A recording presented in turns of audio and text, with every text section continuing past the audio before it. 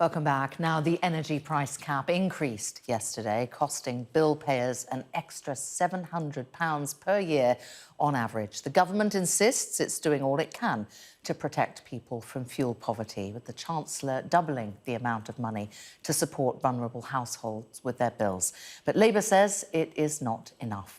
Well, Rachael Farmer is a single mum on universal credit, and Hannah Dayson, operations manager at Alexandra Rose. She's going to join us in just a moment. But first, we're going to talk to you, Rachael. Good morning. Thank you for speaking to us on Sky News. If you just talk us through some of the difficult choices that you're having to make. Yeah, good morning to you. The difficult choices are just the fact that it's gone up considerable, because I'm having to cut things out, such as the turning off things, measuring my cups for hot water. I've actually cut things off my television because I'm worried that in the end that I'm not going to be able to heat my home, and I've got a 2-year-old son, so it's really difficult. And Rachael, the Chancellor said that he did have vulnerable people in mind, and he was doing what he could. Was there anything in what the Chancellor announced that's there for you?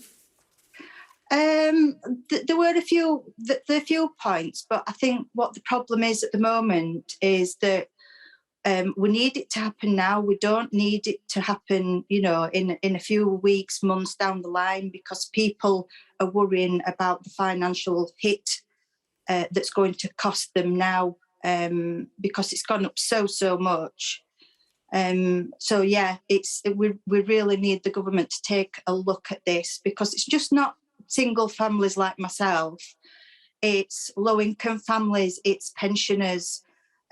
So we really need for the government and Boris Johnson to take note that people need the help now.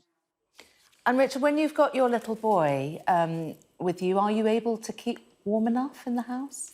Well, we put jumpers on and we have blankets. I do, obviously, with the cold weather that's been happening over the last few days, we've had to have the heating on. But yeah, it is difficult. I sort of like have it on in the morning just for a couple of hours. Probably go out and play, walk around to keep warm, and then in the evening put it back on for the couple hours before William goes to bed, and myself. And if he's not with you, do you keep the heating on? You do turn it on? No. If William's not with me, if he's stopping over with his dad or grandparents, then I have the heating off while I'm in the house. I won't put it on just so as I can save as much as I can. And it goes well beyond energy bills, doesn't it? I know energy bills are a massive sting, yeah. Particularly since April the 1st, but it's the price of other things as well. How have you felt that? Yeah, that's right. The cost of food has gone up, as everybody can see with the receipts when they go to the supermarket, and just, it is ridiculous. Luckily in Barnsley we have got Rose Vouchers, which we get every week, and it is available for us to buy fresh fruit and vegetables, which then allows me to cook fresh for me and my son. And if I batch cook, I freeze, and I know what's in there as well. So the Rose Vouchers actually do help. Some people are urging the government to perhaps uprate benefits in line with inflation. Would you be calling for that? Oh, yes, definitely. The prices are going up and the universal credit's not going up, as well as the national minimum wage. So, we've got to have something, because people are going to start worrying that the money's going out of the bank, but there isn't enough there. And if people start worrying that they're going into debt, then obviously this is going to cause people's home lives, for them to struggle with anxiety and depression, and who knows what people may do. So it is really, really bad that we need it to be brought to Boris's attention and his government. What's been the strain on you, Rachel?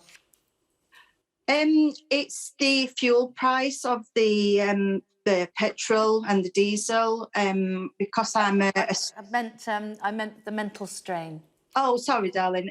Yeah, I have depression and anxiety, so it has made that worse. Thinking about what's going to happen in the next few months, with the price rise of everything. Yes, definitely. Well, it's really good of you to talk to us and explain the circumstances that you face on Sky News. Really appreciate your time, Rachel. Good No luck. problem.